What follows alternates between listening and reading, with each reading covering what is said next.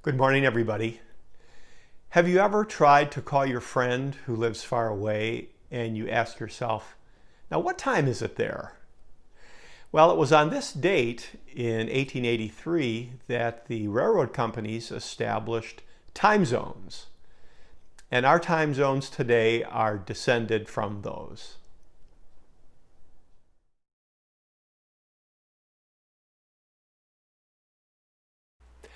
A sundial is pretty simple.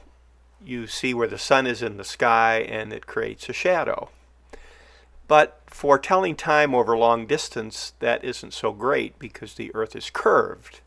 So when the sun is directly overhead at noon in one spot, it won't be directly overhead at noon in another spot. Now in the Middle Ages and later, people were able to tell latitude pretty well. All lines of latitude are the same distance apart. And by looking at the sun at noon and checking the angle, you can tell where you are relative to the equator, because people knew the world was round and they knew how big it was.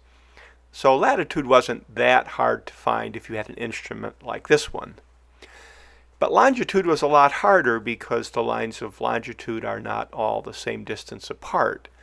And 1 degree of longitude at the equator is about 69 miles. 1 degree of longitude where I live, about 42 degrees, is about half of that.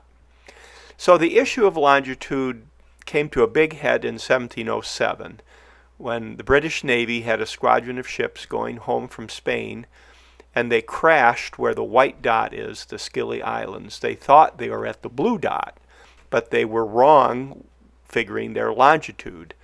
So the Admiralty established a prize for anyone who could figure out longitude. And this man, John Harrison, intuited that if you had 2 watches on a ship, one kept time in London and the other kept the local time based on where the sun was at noon, you could tell longitude because every 15 degrees of longitude is 1 hour of time. And that was his idea. And he worked hard to make a watch that was accurate on the high seas, and he did by using 2 different kinds of mainsprings. And this is the story about that, the book Longitude. It's really a great story. Now in the 1660s, the English had established the prime meridian, the line of longitude that runs through the Royal Observatory at Greenwich, England, and all time in England was based on Greenwich time. When the railroad started expanding in the 1840s and 50s in England, everybody wanted to know what time the train would come in, and that was based on Greenwich time. And people could tell because they had pocket watches that were pretty accurate, and this is a legacy of John Harrison's watch. But the problem was Greenwich time at noon might be different than your time at noon. So some clocks and watches had 2 different minute hands to tell your time versus Greenwich time.